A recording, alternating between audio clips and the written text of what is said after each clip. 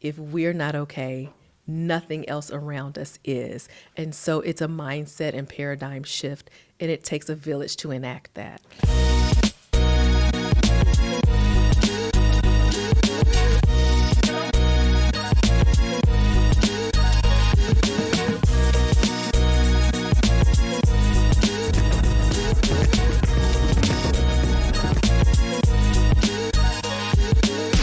Hello, I am Dawn Christian, CEO and founder of Be Leadership, and welcome to the BOW Collective Podcast. I am here with my BOW sister, Zakiya Larry Wolfe.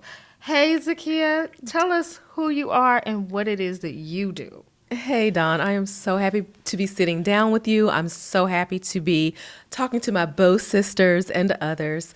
So I'm Zakiya Larry Wolfe, founder of Quest Media Group, which is a full-scale strategic communications firm that essentially does one thing. It elevates, but it elevates the brand, the visibility, and the impact of ambitious companies and high-performing individuals. Okay. So this one thing, elevate. We are midway through the year. Yes. It is the mid-year check-in time. As a communications professional, doing what you do, what do folks need to pause, assess, and think about as they do that one thing, elevate? You know, I would love to boil it down to one thing, but I think I'll give it more conceptually. Let's do that. We're midway through the year.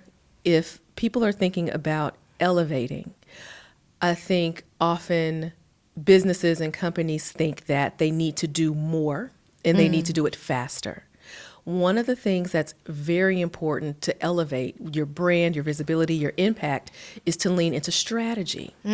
And strategy takes taking time, peeling back layers, taking a scalpel and getting very, very precise with where you are, where you're going, assessing what's not working.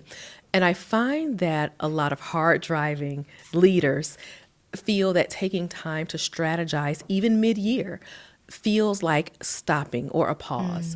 But the way I explain it is that it's not a pause at all. It's a slingshot. Think about you may feel like you're being pulled all the way back, but that tension in a slingshot, when it's released, you go further faster.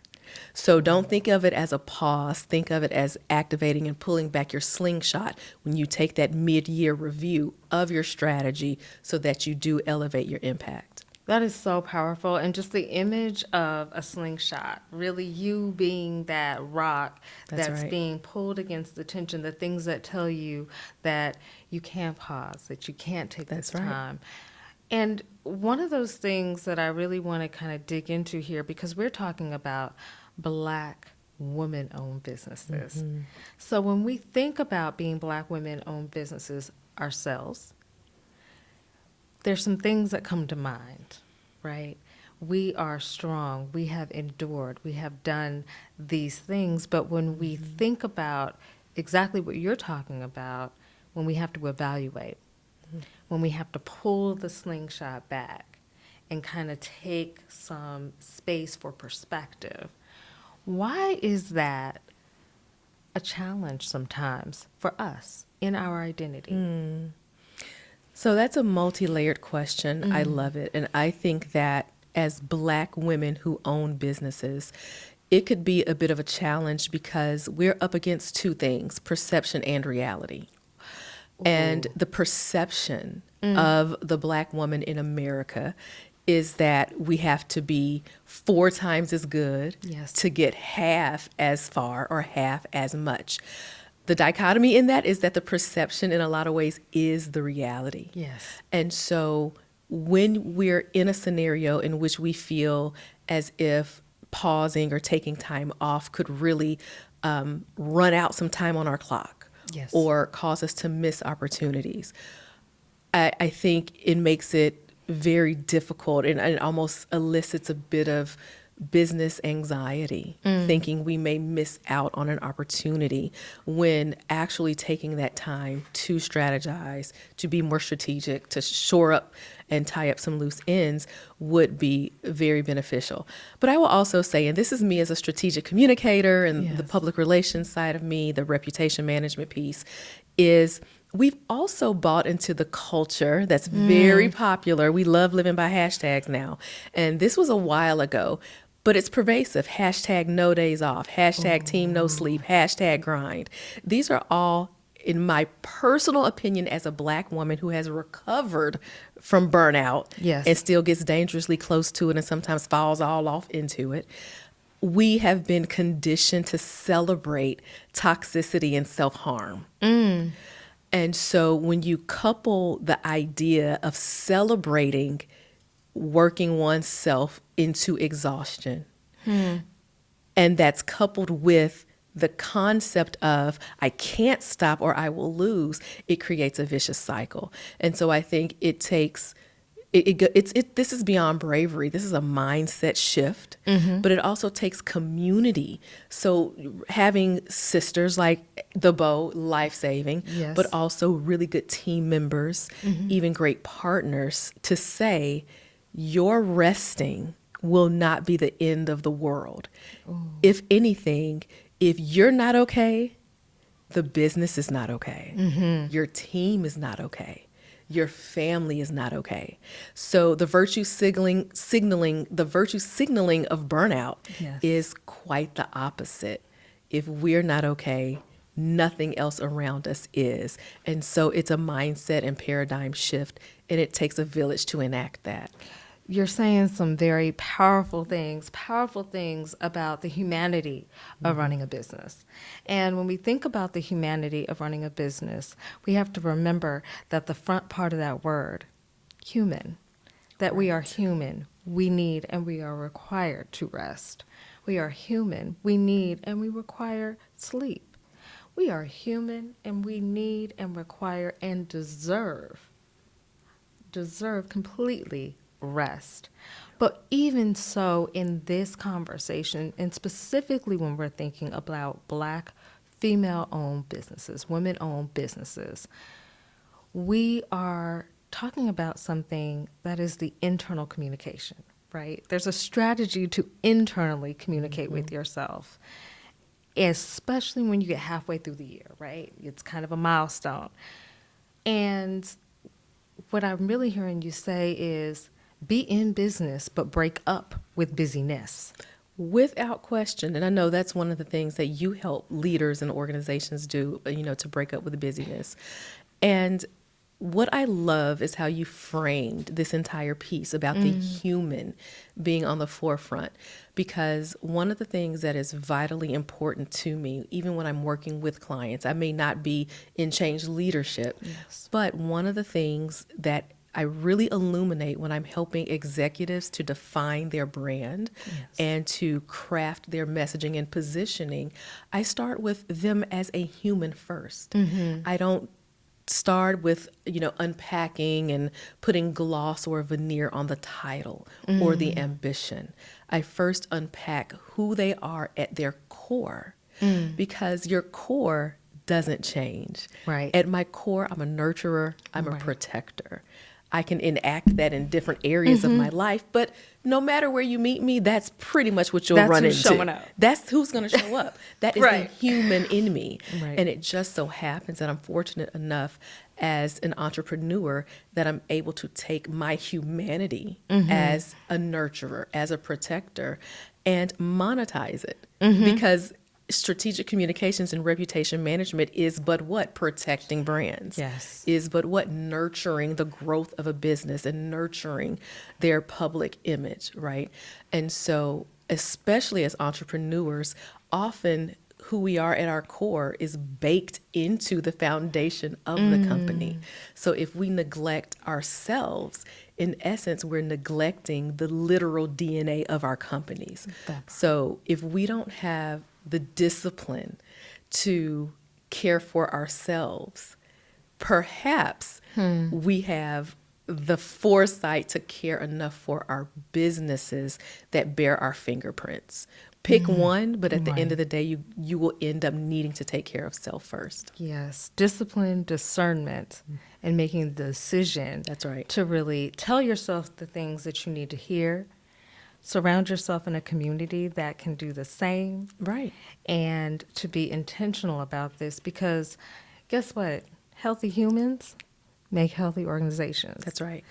And so as we got into that conversation, you said something. You said core. Your core. I often kind of connect to the word ethos, values, where your values and your character intersect. How has your ethos driven what it is that you do? Where my values and character intersect. So my ethos drives what I do because I am irrationally passionate about serving. And I'm able to do that with my clients because when I see a leader or an organization ready for their next, something in me activates. Yes. And I just man, I gotta give them all I got, right? It's a thing. And that's very much who I am. It's very much my character. But it also gives me joy and a sense of fulfillment. And so that intersection is a really interesting place to live from because I think my clients may not know that that's why I'm so driven, but it really does feed me. It feels like for me, ministry in the marketplace. I always say the marketplace is my ministry. And if I have been hardwired by my creator to serve, nurture, and protect, surely when it's time for me to activate those pieces of me, it's worship. And I just get to do that in a business setting and, get some invoices paid, on the back end of it, right? Right. It just works out. Come on and just come on, on, because invoice, we're come going on. to come on and have this conversation about the intersectionality That's right. of what we do, why we do it, and who we do it for. That's it. Spirituality in our humanity and for whom we do it with and for. And that's the collective of us. The BOW Collective allows for us to be reminded of that. Right. And so it has been such a joy to kind of hear what brought all of your brilliance to the BOW Collective. Thank you. But we have one thing. Okay, I'm ready. We have this one thing because we have a commitment in 2025 at the BOW Collective. Yep, And that is yep. to build, boost, or bridge. And I in that love me some spirit, alliteration. girl, we're going to build, boost, or bridge. And so with that, you have a selection here that you get to choose, and one of those questions will align to that commitment of the BOW Collective. Oh, all right, let's see. Boost. So, Zakiya, you've talked a lot about being in connection Yes. with other folks. And this question specifically is about who has given you that boost in your career? Ooh. A mentor, a moment, maybe it was an introduction. What was that pivotal moment where it boosted you or your business forward, and why? Wow. I would be remiss to say there was one moment. I think I will pick an avatar, right? So the one thing being that gave me my boost was Black women. So I was first a member of a sorority, the first, the finest. Okay. Okay, Skiwi. Yes. Alpha Kappa Alpha Sorority Incorporated. And Yes. I look back over my career, and every major move has been because a woman of Alpha Kappa Alpha has opened a door or made an introduction. I even joined Alpha Kappa Alpha because of Black women opening the door, the recommendations, and even moving into BOW. As my business has grown, as I've done business with BOWs, again, Black women. And so every pivotal moment in my life has been ushered in by a Black woman. So, I mean, it just keeps going. So the pivotal boost has always been for me, a Black woman, the Black woman. And so I endeavor to be that for someone else, because consistently that has been my boost in every facet of my life.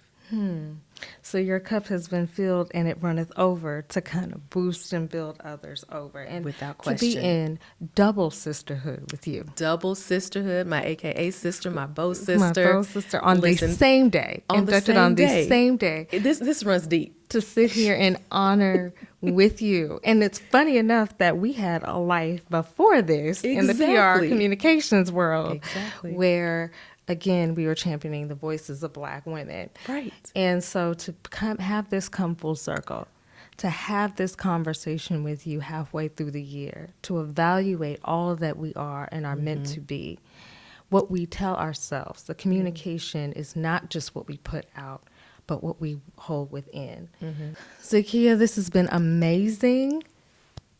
Tell the people, where can we find you so that we can do that one thing? That one Elevate. thing. What's that one thing? Come on, elevate my Come on.